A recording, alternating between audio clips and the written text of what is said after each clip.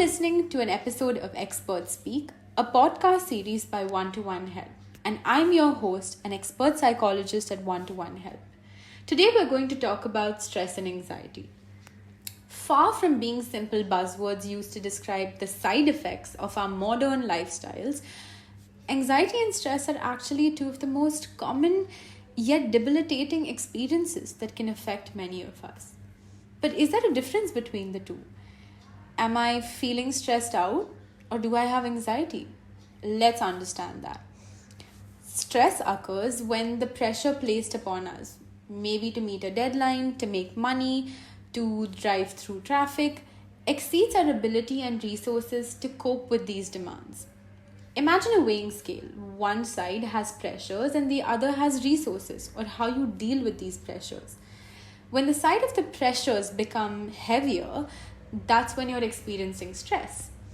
Anxiety, on the other hand, is a reaction to a stressful situation and causes emotions like distress, worry, fear, and these emotions can actually disrupt your regular day-to-day lifestyle, your day-to-day functioning. And if it's not dealt with effectively, can become a disorder. These symptoms show up both physically as well as psychologically. Take, for instance, you're crossing the road and a speeding vehicle is heading your way, or you are in a heated discussion with your friend. What do you think would happen? Physically, the heart begins beating faster, your blood flow speeds up to the brain, and your senses become more alert in order to deal with this impending danger.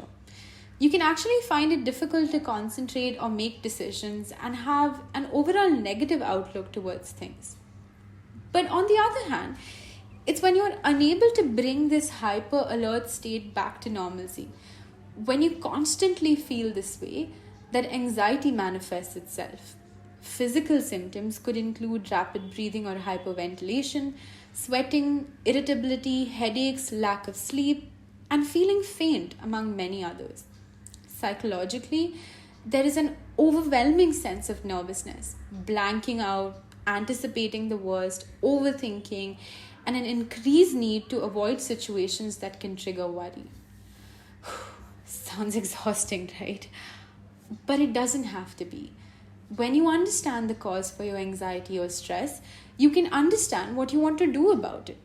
A few strategies to manage it, and I assure you, life won't feel as overwhelming. It does start with you though. Keep an eye out on your health and go back to basics. Physical exercise, a balanced diet, breathing and meditation can all allow you to take a step back and give you the clarity that you need.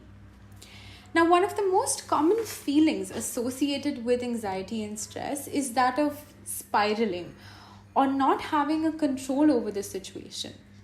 To bring back control in your hands, take a moment to accept the anxiety instead of pushing it away.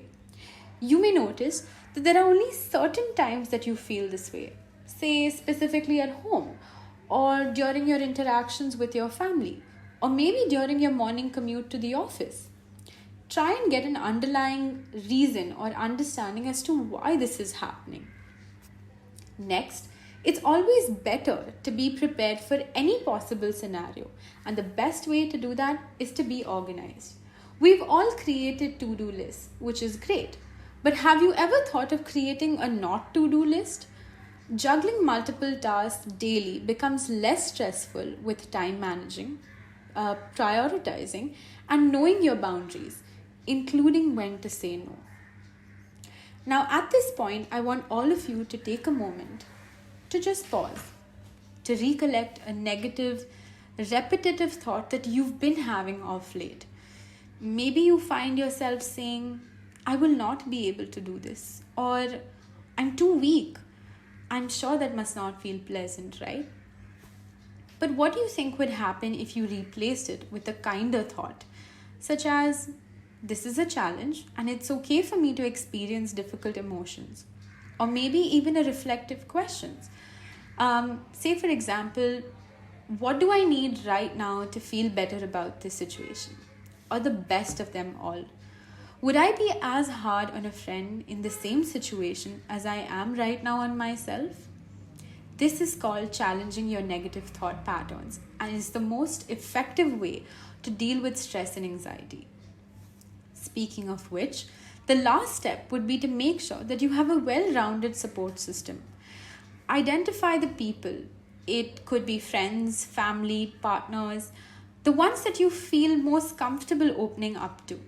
And finally, if you feel the need for an unbiased, non judgmental listener, don't hesitate to reach out to a counselor who can definitely add some perspective to what you're going through.